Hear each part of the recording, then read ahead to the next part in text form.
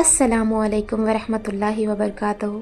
आज मैं आपको इस्लाम की तारीख के उस दिन पर ले चलती हूँ जो जीत से नहीं, ज़ख्मों, शहादत और सब्र से लिखा गया। यह है बैटल ऑफ उहुद। सव्वाल का महीना 3 हिजरी। मदीना के बाहर एक पहाड़ उहुद। आज भी वो पहाड़ खामोशी से उस जंग का गवाह है। 1 साल पहले बैटल ऑफ बदर में मुस्लिम ने सबसे अनएक्सपेक्टेड जीत हासिल की थी।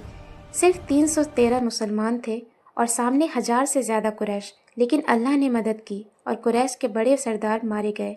मक्का का हर घर गम से भर गया। माओं के बेटे, बीवियों के शौहर, बाप के बेटे सब बदर में ख़त्म हो गए।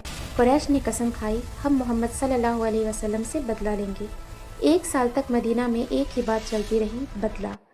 3000 का लश्कर तैयार हुआ, जिसमें 200 घोड़सवार, 700 ज़ेरा पहने सिपाही और औरतें भी साथ, ताकि मर्दों को भागने ना दे। उन औरतों में एक थी हिंद बिन्त उतबा। उनका बाप, भाई, बेटा बदर में मारे गए थे। उनका दिल इंतकाम में जल रहा था। जब नबी सल्लल्लाहु अलैहि वसल्लम को खबर मिली, आपने सहाबा से मशवरा लिया।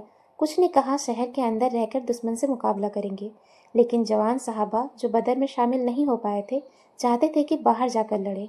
आखिर फैसला हुआ, उहुद पहाड़ के पास मुकाबला होगा। मुस्लिम 1000 के करीब निकले, लेकिन रास्ते में एक मुनाफिक लीडर अब्दुल्ला इब्न उबय 300 लोगों को लेकर वापस चला गया। अब मुसलमान सिर्फ 700 रह गए और सामने 3000 का लश्कर, 3 गुना ज़्यादा। अब नबी सल्लल्लाहु अलैहि वसल्लम ने जंग के मैदान को बहुत केयरफुली सेलेक्ट किया। पीछे उहुद पहाड़, सामने दुश्मन और एक साइड छोटी पहाड़ी। आप सल्लल्लाहु अलैहि वसल्लम ने 50 तीरंदाजों को एक पहाड़ी पर खड़ा कर दिया और उन्हें सख्त हुक्म दिया, हमें पीछे से बचाना, चाहे जीत मिले या हार, अपनी जगह मत छोड़ना। ये हुक्म 3 बार रिपीट किया। जंग शुरू हुई और शुरू में मुस्लिम डोमिनेंट थे। वो बहुत बहादुरी से लड़ रहे थे और सहाबा ने बहादुरी की मिसाल कायम कर दी। कुरैश पीछे हटने लगे, फिर भागने लगे। जीत नज़दीक लग रही थी। आर्कर्स ने देखा दुश्मन भाग रहे हैं। जंग के मैदान पर माने गनीमा पड़ा हुआ है। उन्होंने कहा जीत हो गई, चलो नीचे चलते हैं।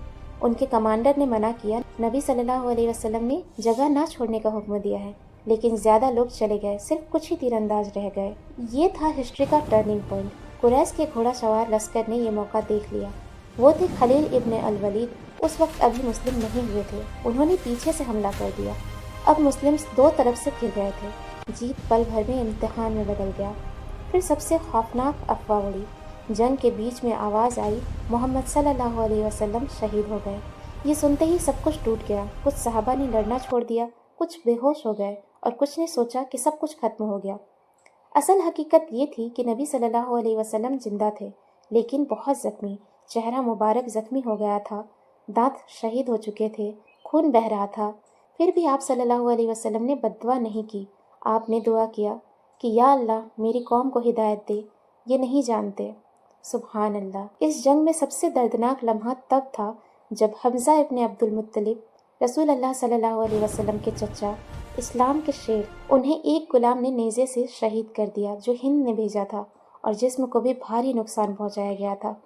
जब नबी सल्लल्लाहु अलैहि वसल्लम ने उन्हें देखा तो आप रो पड़े और कहा जाता है कि आपको कभी इतना दुख नहीं हुआ था। इस जंग में 70 सहाबा शहीद हुए। अल्लाह ने कुरान में फरमाया, उन्हें मुर्दा न कहो, वो जिंदा है अपने रब के पास। उहुद के बाद कुरान की आयत नाजिल हुई, अगर तुम जख्मी हुए हो तो दुश्मन भी जख्मी हुआ है।